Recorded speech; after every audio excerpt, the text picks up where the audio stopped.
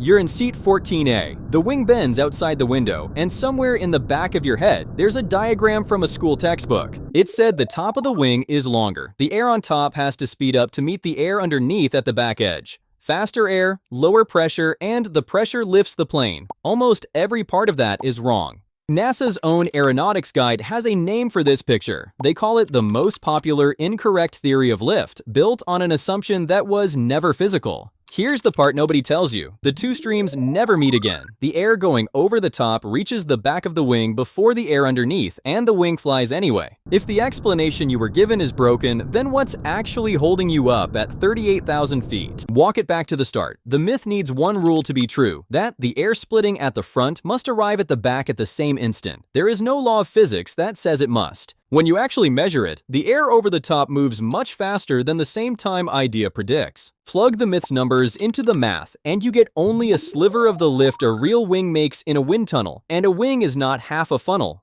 The air around it isn't squeezed through a tube. The top pulse of smoke wins the race to the trailing edge every single time. The picture you were sold doesn't just exaggerate, it describes something that doesn't happen. Which leaves a better question on the board. The wing clearly works. The reason it works is just hiding under a bad drawing. If lift came from a longer path over the top, this should be impossible. An aerobatic plane flips onto its back and keeps flying for as long as the pilot wants. Turn the wing over, and the longer surface is now on the bottom. The myth says the plane should be sucked toward the ground. It isn't. The pilot just tilts the nose up relative to the oncoming air, a positive angle of attack, and the wing makes lift in the new direction. Aerodynamicist Charles Eastlake reported flying his own cambered wing upside down to prove the point. The curve of a wing makes it efficient. It is not what makes lift possible. Tilt almost anything into moving air, and the air pushes back. Every air show you've ever watched is quietly disproving the textbook. A paper airplane has no special shape. Its top and bottom are the same flat sheet. Throw it right and it glides anyway. Flat plates lift, sailboats lift. A sail is basically a wing standing on its end. And symmetric wings, identical top and bottom, lift just fine. The NACA 0012 is perfectly symmetric, and it's everywhere. On tails, on rudders, on helicopter blades. Exactly because it works in both directions. Every one of these defeats the longer path story on its own. Together, they close the case. The shape of the top surface is not the secret, which means we can stop asking what's special about the curve. The real answer is what the wing does to the air. Push a fire hose and it shoves back at you. Throw mass one way, you get pushed the other. That's Newton's third law, and it's the cleanest half of how a wing flies. A wing doesn't slice cleanly through the air. It grabs a huge mass of it and turns it downward. The air goes down, so the wing is pushed up. This is why inverted flight makes sense. Any wing, any shape, upright or upside down, that pushes air down gets lift in return. A common rule of thumb puts the downwash angle at roughly half the angle of attack, a guide, not a constant. The heavier the air it throws, and the faster, the harder the push back, which is also why lift depends on how dense the air is. Stick your hand out a car window and tilt it up. It rises. That's the same deflection, though a real wing bends far more air than a flat palm ever could. Newton explains the air going down, but there's a low pressure region sitting on top of the wing too, and that needs the other half of the story. The air really does speed up over the top, just not for the reason the myth claimed. Faster air along a streamline means lower pressure. That part of Bernoulli was always true. Where the air curves, pressure has to change across it. Lower toward the inside of the curve, bend the flow over the wing, and pressure falls on top, rises below. Add it all up across the wing and you get lift. And here's the peace treaty. Newton and Bernoulli are not competing theories. NASA says it flatly, both are correct. They are two views of one thing. The air turns and the pressure drops, and neither happens without the other. Aerodynamicist Doug McLean ties them into one reciprocal picture, where pulling on any one element drags the others with it. Stand under an Airbus A380 and the question gets physical. Fully loaded, it can weigh 575 tons, the heaviest takeoff weight of any airliner in service, and it leaves the ground every day. All of lift fits in one line. It depends on the wing's shape and angle, the density of the air, the wing area, and the speed squared.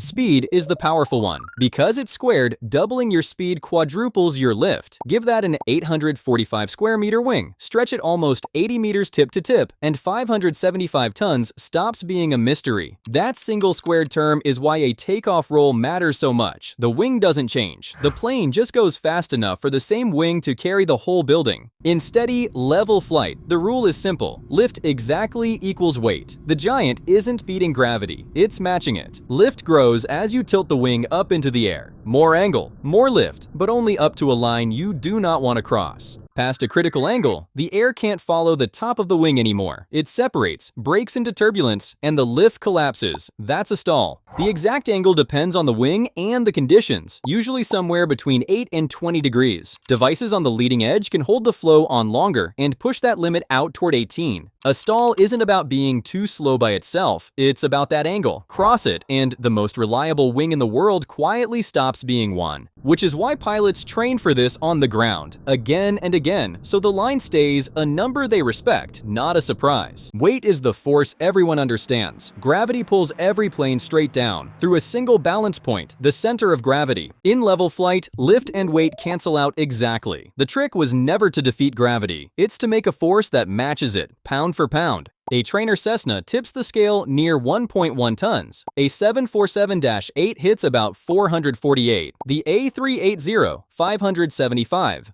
Same physics, scaled up with more wing and more speed. There's no weight a wing can't lift in principle. You just need enough area moving fast enough. The numbers get big, but the rule never changes. From the lightest trainer to the heaviest jet, they all obey the exact same line of math. Lift holds you up. Thrust is what drags you forward fast enough to make that lift in the first place. And it's Newton's third law again. A jet engine throws a huge mass of air backward, so the plane is pushed forward. On a modern turbofan, most of that push comes from the big cold fan up front, not the burning core. An in-service A380 engine puts out around 74,000 pounds of thrust. The GE90 on a 777 is rated near 513 kilonewtons. A propeller does the same job a gentler way. It's just a spinning wing, pulling air front to back. Thrust has exactly one enemy to beat. Drag, match it, and you hold your speed. Beat it, and you accelerate, which means we finally have to talk about what's pushing back. All that violence at the back of the engine exists for one reason: to keep the air flowing over the wing. Every wing pays a tax for the lift it makes. That tax is drag, and it comes in more than one form. Push through the air and you get parasitic drag, friction, and shape, and it grows with speed. Make lift, and you also get induced drag, the swirling tip vortices, worst when you're slow.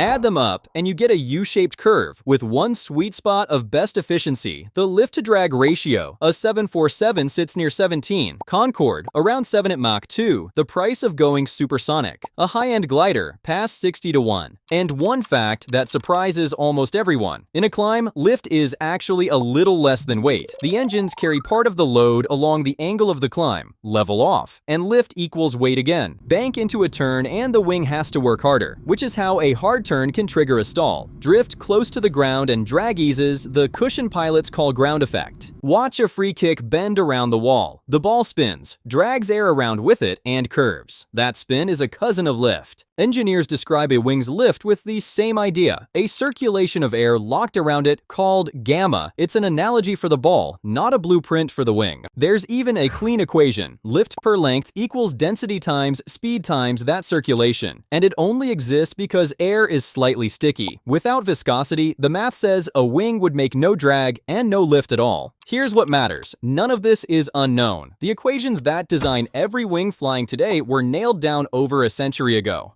The hard part isn't the physics, it's squeezing all of it into one perfect sentence, and that's a language problem, not a mystery. Back to seat 14A. The wing outside your window isn't sucking you upward through some magic curve. It's grabbing the air, bending it down, and riding the low pressure that the turn leaves behind. Newton and Bernoulli doing one job together. Heavy metal, fast air, simple rules. Stacked 575 tons high. Next time someone repeats the longer path story, you'll know the air on top got to the back first, and the plane flew anyway. Tell me which fact broke your brain the most. And I'll see you out the window.